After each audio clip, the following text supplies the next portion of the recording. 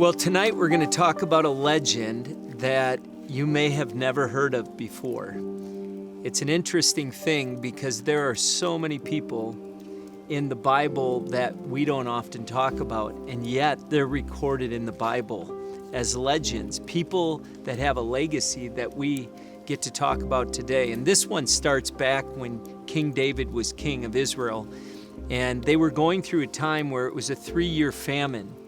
And if it had been a year or two, maybe that was just the weather or weather pattern. But when it got to 3 years, King David knew that it was probably something more than just that. So he goes to the Lord and he says, God, why is it that there's a drought in the land? Why is there a famine in the land? And the Lord responds to him and says, it's because I'm avenging the blood of the Gibeonites who King Saul had killed. And what happened is way back when Israel came into the promised land, the Gibeonites came to Joshua and deceived Joshua to believe that they were from a faraway country, and they made a claim that they had heard about the Israelites and wanted to make a treaty with them.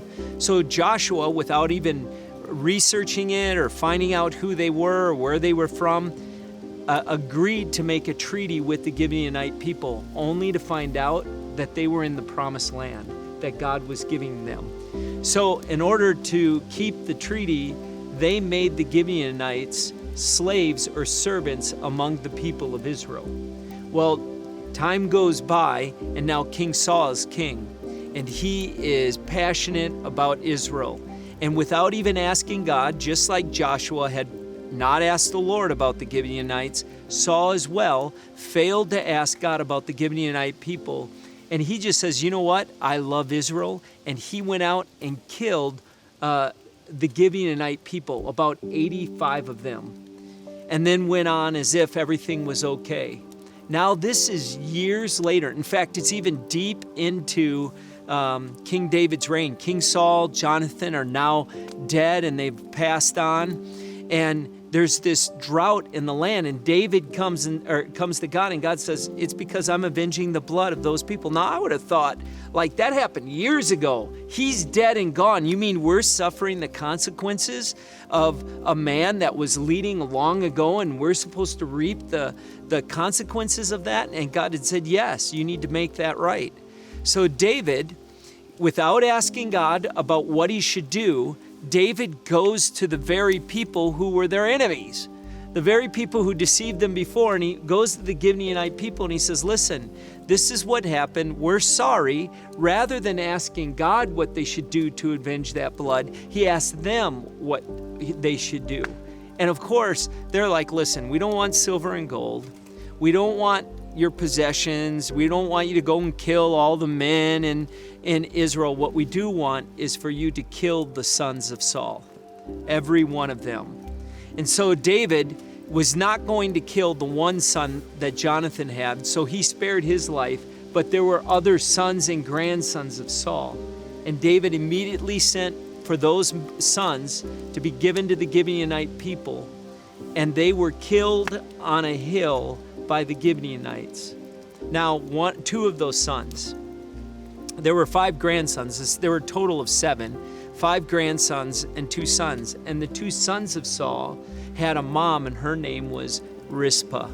And what's interesting about RIZPAH, and I'm sure you've heard all about her, so I'm just telling you what you already know. RIZPAH was one of the wives or concubines of Saul. And when Saul had died, Abner, the general of Saul, had went in and had some intimate relationships with her when he should not have done it, and treated her poorly. In fact, RIZPAH's name is pavement. Many times over, she was probably just run over, taken advantage of. And now Saul is dead. She is under the rule of King David. She has 2 sons, and David has just had them executed. She goes out to where they're at, and it says that they were killed at the beginning of the barley harvest, and she went out and stayed out from the beginning of the barley harvest to the end of the harvest, which would have been between 5 and 7 months. And the entire time she lived, she literally camped out over the dead bodies of her sons. That was amazing. And why? She would shoo away the birds. They would not let her have the dead bodies to bury them. And at that time, that was an enormous indignity or insult to the people if they were not allowed to bury the bodies. And so in order to keep them from being eaten by the birds and the wild animals, she laid down a sackcloth on a rock, and she would shoo the way night and day. She would shoo the animals away. She would shoo the birds away night and day, night and day, night and day, night and day, night and day for 5 to 7 months.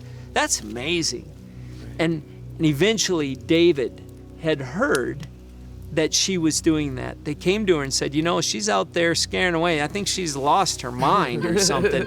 I mean, the bodies are dead. It's not like they're coming back. They're already rotting. The smell, the stench of these dead bodies rotting out there. People had to be laughing at her and mocking her and thinking she's lost her mind. But David didn't think that. In fact, King David realized that she was calling out of him a clear conscience.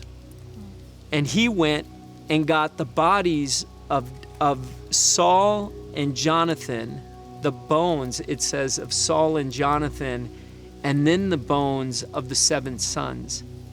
What's interesting is we don't see any mention of the bones of Saul and Jonathan until this point. Out of nowhere, we see this picture where David realizes what RIZPAH was doing caused David to realize that he had not done something he should have done a long time ago. And he went and got the bones of Saul and Jonathan that had been stolen, along with the bones of those who had been killed, and he took them to be buried in their father's grave in order to honor them. And it says when King David had done that with the bones, then the drought stopped. That's incredible. Because in the beginning, we know the drought was happening, the famine was happening because King Saul had killed the Gibeonites. And they wanted to find out how to get rid of the curse that was causing the famine. So they said, he went to the Gibeonites, and the Gibeonites said, let us kill the men. So they did, but it didn't stop the famine until David buried the bones of the sons of Saul. There's a couple of lessons that we can learn. First, RIZPAH calls David back to honor. Saul had acted improperly. Saul didn't deserve to have an honorable burial. He didn't deserve to even be king, but he was king. And David had taken his place as king, but he had not honored Saul before him. And RIZPAH was a conscience to David. RIZPAH reminds David that if you're going to be king, you have to honor people. Yeah. This is an amazing thing for us today, because we live in a day where I believe God wants us and our lives to be a life of legends. But what made RIZPAH a legend is she's like, listen, you took my husband and you did not honor him. And now you're not honoring his sons, my sons. You're not honoring them. I'm going to stay out here until you come back to the place of honor. And I really do believe that if we're going to fulfill what God wants us to fulfill, we have to learn to honor people. I mean, we got to become serious about it. We got to let RIZPAH call a clear conscience out of us, that even though people may not deserve it, and even though they may not have treated us perfectly, we still need to honor them because they are the creation of God. The second thing RIZPAH did was she was a persistent intercessor. I mean, are you kidding me? Her sons are dead, right? They're not coming back. They stink. I mean, are you serious? Maybe a couple of weeks of grieving and going through it. I get why people may be jeering at her or laughing at her because they're dead. Like, why are you out here in the rain and in all of this? And she just would not quit. And I'm sure there were people who said, hey, RIZPAH, it's over. They're dead. They're not coming back. They're rotting. Look, they're not going to happen. And she's like, no, I am not leaving this place. And you know what's interesting is how many of us have something in our life that so drives us that we would give all of our heart and our passion and our faith to it. Right. You know, how many people are living for something that would cause them to not let go? RIZPAH wasn't a quitter. She believed in it. This wasn't something she took lightly. Everyone else may have been laughing at her and jeering, but she's like, this is worth being mocked at. This is worth being jeered at. This is worth being made fun of. And I think in our day and age, there's not many things that we persistently intercede for, that we stand in the gap for. Like, we're not quitting for this. This is important to us. This may not be important to everyone else, but it's sure important to me. And I'm gonna stand out here in the rain, and I'm gonna chase away the wild beasts, and I'm gonna chase away the birds, and I'm gonna chase away all of those people that are trying to steal from me this passion. How many of us have enough passion that it drives us to do incredible things? Right. I think in a lot of ways, we work so hard at trying to fit in that we never change anything. And you know what? RIZPAH was noticed by King David. Why? Because she didn't quit. Because she said, this is important. I'm not leaving here until you do something. And because she didn't quit, David brought her into the palace. David brought her back. The last thing that she did, because she saved a nation, her persistency saved that nation. Why? Because it hadn't been for her persistency to say, David, you have to honor these bones. That famine wasn't going to stop.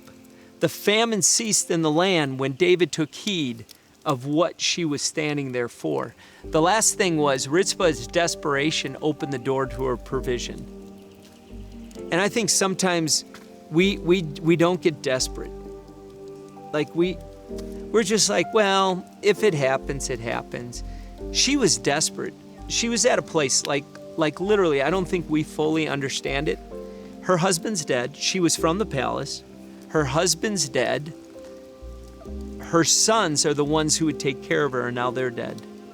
She had nothing else. She had no place to go to.